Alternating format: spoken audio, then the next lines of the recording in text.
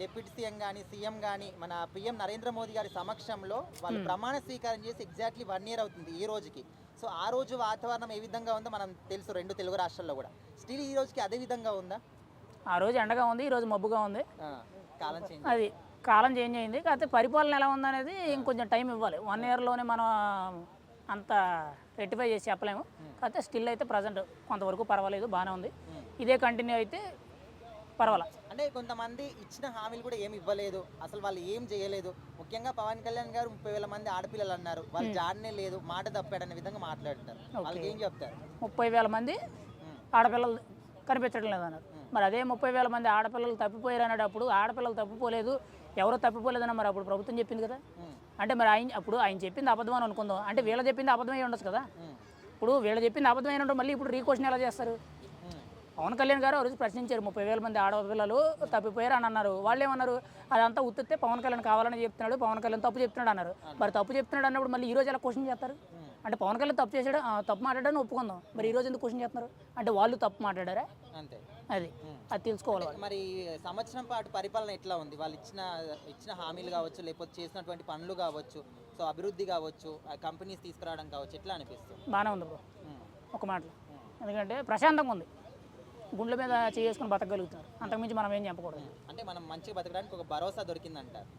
భరోసా అని కాదు, గత 5 ఏళ్ళు ఎలా ఉంది ఏంటి అనేది అందరికీ తెలుసు, అర్థమైందా? నేనైతే మాత్రం ప్రశాంతంగా బతకగలుగుతున్నారని చెప్తాను, అంతే. అది అభివృద్ధి అని అంటావా, ఈరోజు విత్తనం అయితే రేపు పొద్దునకి రాదు. అంటే రాత్రి తింటే పొద్దున్న మనం ఏదో రిజల్ట్ చూసేటట్టు అలాంటివి ఏమి ఉండవు. అభివృద్ధి అంటే కొంచెం టైం పడుద్ది. 4 ఇయర్స్ టైం ఇచ్చారు వాళ్ళే అన్నారు, 5 ఇయర్స్ టైం ఇచ్చారు వాళ్ళే అన్నారు. ఈ 5 ఇయర్స్లో చేయలేదనుకో ఓట్లు వేయద్దని వాళ్ళే చెప్పారు. ఒకవేళ చేయకపోతే అప్పుడే ఓట్లు వేయడం మానేయండి.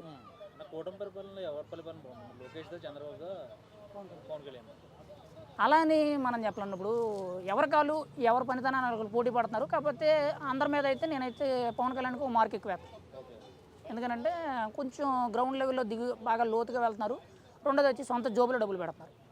ఆ విషయంలో ఒక మార్క్ నేనే ఎక్స్ట్రా చేస్తాను. ఎందుకంటే ఇప్పుడు వాళ్ళు చేయడం లేదు అంటలేదు, కాకపోతే వాళ్ళ మీద ఒక మెట్టు ఎక్కువ ఉన్నారు అంతే.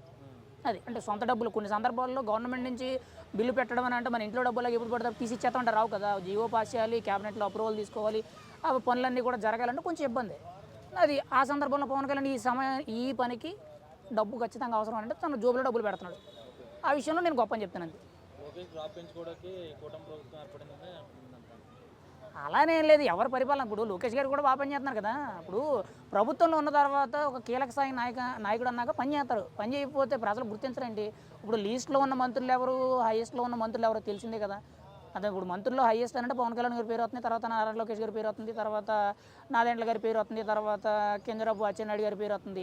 లీస్ట్కి వచ్చేటప్పటికి కొంతమంది కొత్తగా ఎమ్మెల్యేలు వాళ్ళకి పదవులు అంటే ఏంటో తెలియని వాళ్ళు వాళ్ళ పేర్లు వినపడుతుంది. ఇప్పుడు వాళ్ళు క్యాబినెట్ మారుతారనే పేరు కూడా వస్తుంది. మారితే వేరే వాళ్ళని ఎక్స్పీరియన్స్ ఉన్న వాళ్ళు తీసుకుంటారో లేకపోతే ఇంకో కొత్త వాళ్ళకి అవకాశం ఇస్తారని చూడాలి.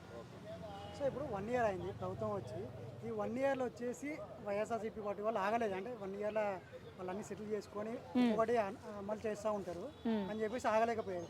ఈరోజు రీసెంట్గా చూసుకుంటే అమ్మ వందనం అని చెప్పేసి విడుదల చేశారు. సో ఇప్పటి వరకు ఎందుకు ఆగలేకపోయారు, ఎందుకు వీళ్ళని తొందర పెట్టారు అనేసి అనుకోవచ్చు వైఎస్ఆర్సీపీ పార్టీ. అది ముందుగా అమ్మకు వందనం కాదు, తల్లికి వందనం. అది ఆ గతంలో అమ్మఒడి, ఇప్పుడు తల్లికి వందనం. అదే పథకం. ఆగలేకపోయారనండి. అదే కదా రాజకీయాల్లో ఒక్కొక్కరితో ఒక విధానం. ఇప్పుడు వాళ్ళని అడగాలి, మనం చెప్పలేము. ఇప్పుడు ఏ ప్రభుత్వం అయినా కానీ వచ్చిన తర్వాత ఒక సంవత్సరంన్నర చూడాలి. ఇప్పుడు తెలంగాణలో ఉన్నారు రేవంత్ రెడ్డి గారు వచ్చారు. రేవంత్ రెడ్డి అధికారంలోకి వచ్చిన సంవత్సరం దగ్గర వరకు కూడా కేసీఆర్ కనీసం ఇప్పటికీ స్టిల్ మాట్లాడలేదు కేసీఆర్. ఎందుకంటే సంవత్సరంన్నర అయినా కేసీఆర్ మాట్లాడాలి. ఓన్లీ కేటీఆర్ మాత్రం ఒక 6 నెలల నుంచి కొంచెం గట్టిగా ఫైర్ అవుతున్నారు. అంటే గవర్నమెంట్కి కూడా టైం ఇవ్వాలి కదా. ఇప్పుడు ఏదైనా కానీ ఎంత రిజల్ట్ అనేది స్పీడ్గా రాదు కదా.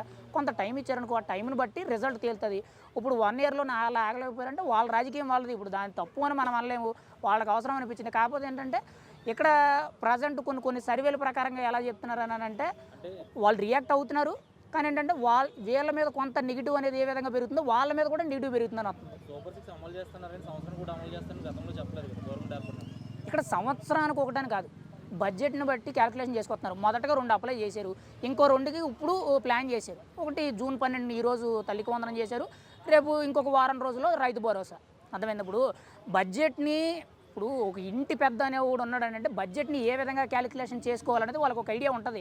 అంతే తప్పితే దొరికిన కాడికి అప్పులు తీసుకొచ్చేసి నేను ఇష్టానుసారంగా చేస్తానంటే ఇప్పుడు గత ప్రభుత్వంలో అభివృద్ధి అనేది చేయలేదని అందరూ చెప్పే మాటే, సంక్షేమ పథకాలు ఇచ్చారు అని చెప్పి అందరూ చెప్పిన మాటే కదా.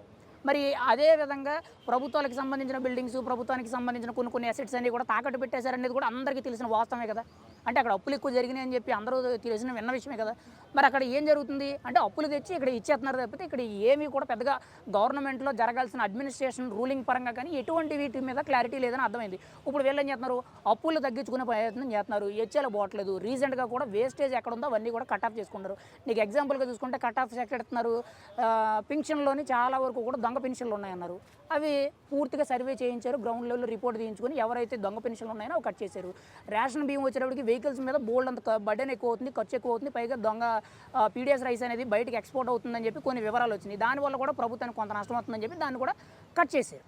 అంటే ప్రభుత్వానికి కొంత మిగుల్చుకున్నారు. అంటే వేస్టేజ్ ఏదైతే ఉందో దాన్ని షార్టేజ్ చేసుకుని దాన్ని ప్రభుత్వంలో వేరే చోట వాడుకోవడానికి ప్రయత్నం చేస్తున్నారు. పథకాలు మొదట 2 ఇచ్చారు, ఇప్పుడు 2 అప్లై చేస్తున్నారు. ఇంకొక 6 నెలల్లో సంవత్సరంలో వస్తాయి. ఇప్పుడు ఏ ప్రభుత్వం అయినా సరే హామీలు ఇచ్చిందనంటే 5 ఏళ్ళకి పథకాలు ఇవ్వడం అనేది ఏ ప్రభుత్వానికి చేత కాదు. ఓపెన్గా చెప్తున్నాను, 5 ఏళ్ళు నేను ఓపెన్గా చెప్తున్నాను. పథకాలు ఇచ్చారు, ఏ పథకం కూడా 5 ఏళ్ళకి ఇచ్చారా? ఎలక్షన్లో ఒక ఇయర్ పోయింది, స్టార్టింగ్లో ఒక ఇయర్ పోయింది కదా. అంటే 3.5 లేదు 4 అంతే కదా. ఏ ప్రభుత్వం అంతే. వీళ్ళు ఏంటంటే అవకాశం దొరికిన కాడ ఇస్తుంది, అవకాశం లేని కాడ సైలెంట్గా ఉండి ఆ డబ్బుల్ని వేరే చోట అభివృద్ధి చేయడానికి చూస్తుంది. మరి రీసెంట్గా 11,000 కోట్లు అనేది రాష్ట్ర వ్యాప్తంగా అన్ని జాతీయ రహదారులు, ముఖ్యంగా R&D రోడ్లు ఏవైతే ఉన్నాయి వీటన్నిటికీ కూడా శాంక్షన్స్ ఇచ్చింది. ఇప్పటికే చాలా చోట్ల రోడ్లు వేశారు కదా. మరి గత 5 ఏళ్ళు రోడ్లు వేయలేదని చెప్పి ప్రజలు ముర్రోమని ఏడ్చారు కదా. నీకు అన్నీ చేయాలంటే అవ్వదు కదన్నా. ఇప్పుడు ఇచ్చిన దాంట్లో హామీ నెరవేర్చుకుని ఒకవేళ నెరవేర్చుకోలేదు అనుకో ఖచ్చితంగా ఓటేయద్దు, వాళ్ళే చెప్పారు అది. మరి అప్పుడు ప్రభుత్వాన్ని బట్టి వాళ్ళ ప్రజల నిర్ణయాన్ని బట్టి వాళ్ళు డిసైడ్ చేస్తారు. ఇప్పుడు మనం చెప్తే అయిపోయింది కదా. అర్థం కదా.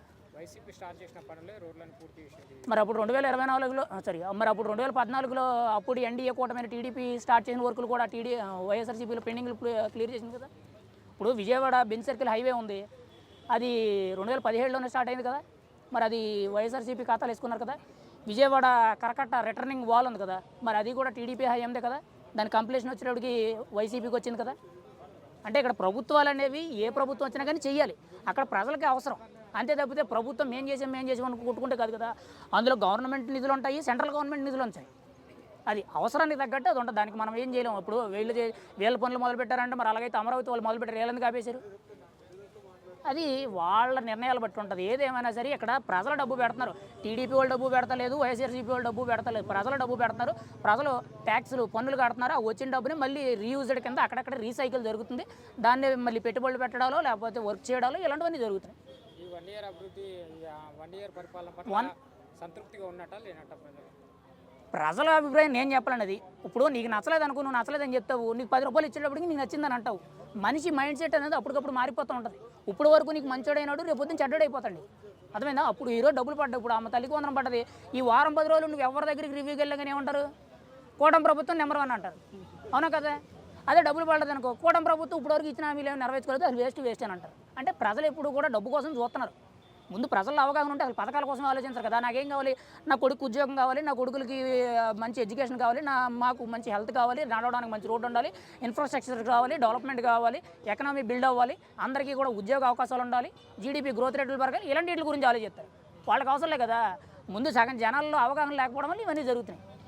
అర్థమైందా? ఇప్పుడు పథకం ఇచ్చిందా లేదని అంటే ఈ 10 రోజులు ఇప్పుడు ఎవరైతే ఈ పథకాల కోసం డబ్బులు పడిన వాళ్ళు అంటారో వాళ్ళు బాగుందని చెప్తారు, వాళ్ళైన వాళ్ళు మోసం చేసిందని అంటారు.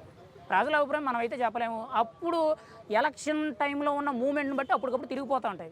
అది అప్పటి వరకు 175 అని చెప్పి వైఎస్ఆర్సీపీ వాళ్ళు అనుకున్నారు, వాళ్ళకి వెళ్తాం అనుకున్నారు. మరి చివరి మూమెంట్లో ఏమైంది, తిరిగిపోయింది కదా. ఎలక్షన్ రిజల్ట్ అనేది ఆ మూమెంట్లో ఒక హైప్ అనేది క్రియేట్ చేస్తుంది, ఆ హైప్ మీద ఫ్లోలో పోతూ ఉంటుంది. దానికి మనం ఏం చెప్పలేం. కానీ నేనైతే ఓపెన్గా చెప్తున్నాను, కొంతవరకు బాగానే ఉంది.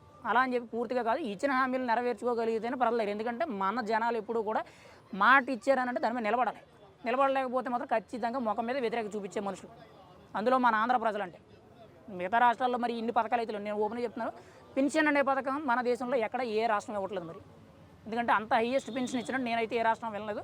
ఉంటే చెప్పండి పోనీ. ఎందుకంటే 4,000 మామూలు వాళ్ళకి ఇస్తున్నారు, మిగతా వాళ్ళకి వికలాంగులకు 6,000 ఇస్తున్నారు, పూర్తిగా మాంసానికి పరిమితమైన వాళ్ళకి 15,000 ఇస్తున్నారు కదా. మరి ఇంత హైయెస్ట్ పెన్షన్ అనేది ఏ స్టేట్లోనూ లేదు. అంటే మన దేశంలో ముఖ్యంగా మన స్టేట్ అనేది సంక్షేమ పథకాల మీద డిపెండ్ అవుతుంది. కానీ వెనకాల చూస్తే రాజధాని లేదు, అభివృద్ధి లేదు, తొక్క లేదు, తోటకూర లేదు.